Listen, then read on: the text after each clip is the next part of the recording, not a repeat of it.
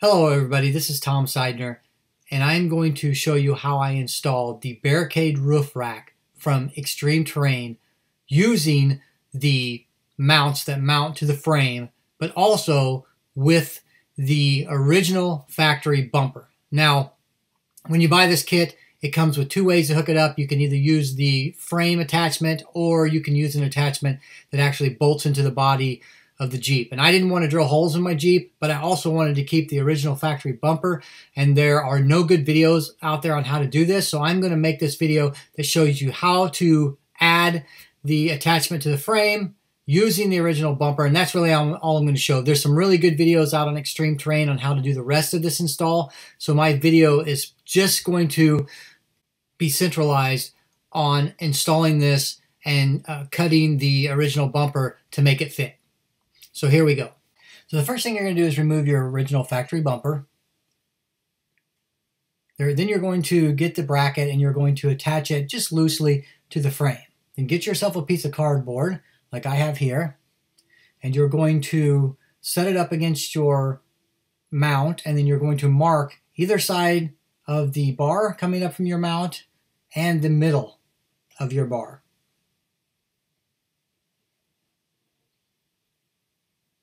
Then you're going to take some scissors and you're going to go ahead and cut in however far you think it might be. What I did was I cut in and then I folded it over, and then I tested it, and it didn't always fit, but I just kept cutting it and folding it until I got it so that the cardboard went completely into the frame from the outside. So I just kept trimming it until it fit, and then eventually when I got it fit, I cut the flap off that I folded under.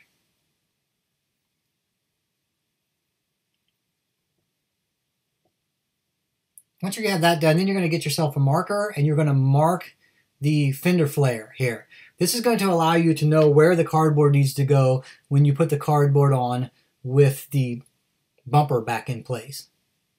Here it is on the other side. This is the driver's side. Notice I marked them D for driver and P for passenger, but this one's the driver already done. I made a lot of marks around everything I could just so I'd have really good alignment when I went to actually mark the holes. Now I've reinstalled the bumper. You want to put that in like finger tight so that the bumper is in the right place. You also want to center it. And then you're going to go ahead and take a marker and you're going to mark your holes. Make sure you line up all your lines and then mark them. I used a black marker so it didn't show up. You could use a silver marker if you wanted, but you'd have to be more careful. Here's the passenger side. I'm lining that up, and then I'm going to mark that as well. You can't see me mark it. Now I'm going to take a 2 1/8 inch drill, and I'm going to go ahead and I'm going to cut my hole. I'm lining my drill up right on the marks that I made, and I'm drilling through the bumper. This will put the hole for the bumper right where it needs to be. I'm going to redo this on the other side. Here I've got a little bit of a close-up. You can see the marks that I made, and you can see that I'm lining up the hole saw with the marks. Remember, this hole saw is a 2 1/8 inch, just a little bigger than the mounting pole that comes up, which is 2 inch. Once I've got that, I'm going to remove the bumper again, and I'm going to drill a hole in the bumper right where the top mounting bolt is in the bumper. Those bumpers have a metal insert in them, so if you can get them out, that makes it easier, but you don't have to. I used a knife to pry up the hole that I drilled, and then I actually just used a knife to cut it out. This is my starting hole. Then what I did was I took the bumper and I put the drill down into it, and I drilled a hole straight through the bottom, so I'd kind of have a reference to where the hole was at the top. I didn't use that to drill, but I used it as a reference so I knew where I was going to be. Then underneath there, you'll see I have a little hole to match. I'm going to go ahead and drill a hole here like I did in the other one was the other side, but this is another side. But then I'm going to drill right here at the top mounting hole, and I'm just going to drill straight in here. You want to try to drill so that it actually cuts the whole thing off. It makes it easier. That way you don't have to actually cut it off yourself.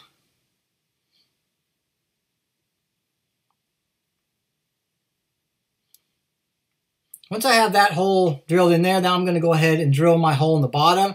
I'm not going to drill straight down through that hole. I just use that as a reference, so I actually put it like right to the side. You can see where I'm pointing. And then I'm going to drill. That doesn't have to go straight up through the other hole, and you don't want to get too close to the side of the bumper either, so I went ahead and drilled it a little off, but close enough.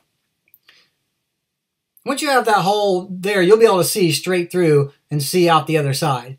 And then what I'm going to do is I'm going to take a marker, and I'm just going to draw lines from this hole to the other hole. So I'm just going to draw straight over to the edge there, and then I'm going to draw over here, just kind of freehanding it, but that's really all you have to do. And then I'm going to turn it over, and I'm going to match that hole up with my line, and then I'm going to go from that hole up the side and then straight over to that hole. So I'm kind of making an L shape there, and I'm just connecting the dots between the two holes that I cut.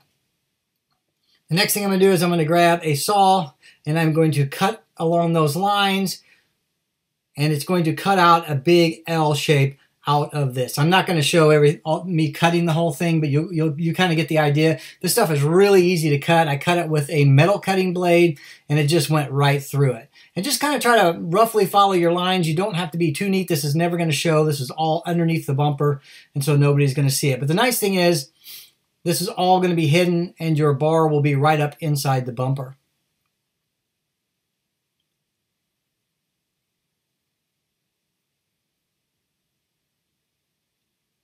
Once you have the lines all cut out, then you should be able to just pull that piece of the bumper out, and you'll have kind of an L-shaped hole in there, and you're going to be able to just take your bracket and stick it right through.